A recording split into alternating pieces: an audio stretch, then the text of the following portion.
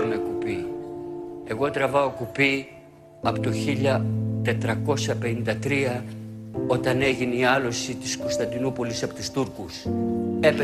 Έπεσε η πόλη, έπεσα και εγώ στη θάλασσα και κολυμπούσα 400 ολόκληρα χρόνια για να γλιτώσω το Οθωμανικό.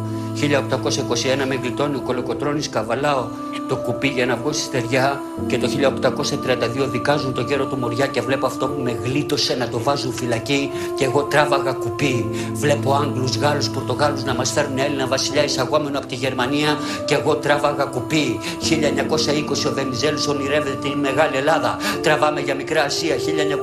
1922 φτάνουμε στη Σμύρνη και εκεί που καβαλάω το όνειρο για να δω τι γίνεται πραγματικότητα, βλέπω την καταστροφή της Σμύρνης και λέω μάνα η Σμύρνη καίγεται.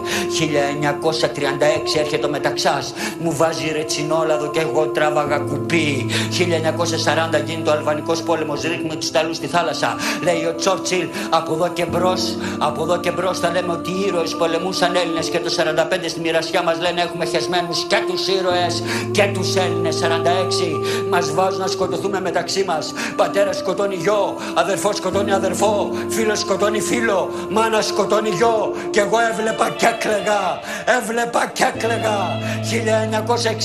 έρχεται η Χούντα, πάω στον πάτο της θάλασσας μαζί με το κουπί. 74 έρχεται ο Καραμαλής, μας βάζει στην ΑΟΚ άλλο κουπί. 81 έρχεται ο Ανδρέας Παπανδρέου, καινούριο κουπί. 89 έρχεται ο Μητσοτάκης, εκεί να δεις κουπί.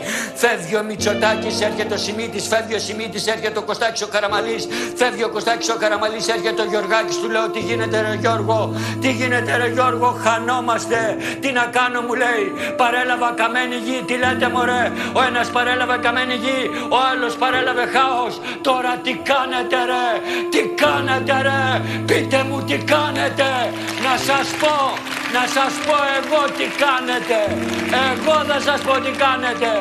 Όλοι σας κάθεστε τριγύρω από ένα τραπέζι να παίρνει ο ένας το πουλί του άλλου να το παίζει. Αυτό κάνετε, τίποτα άλλο δεν κάνετε.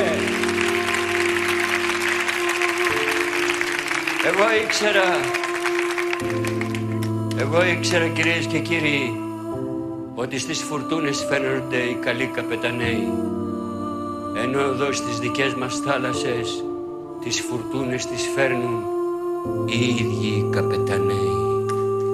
Οι ίδιοι οι καπεταναίοι. Και μας λένε όλοι αυτοί μούτσους. Αφήστε λέει τους μούτσους να δουλεύουν. Είναι κορόιδα αυτοί οι μούτσι. Ακούστε ρε.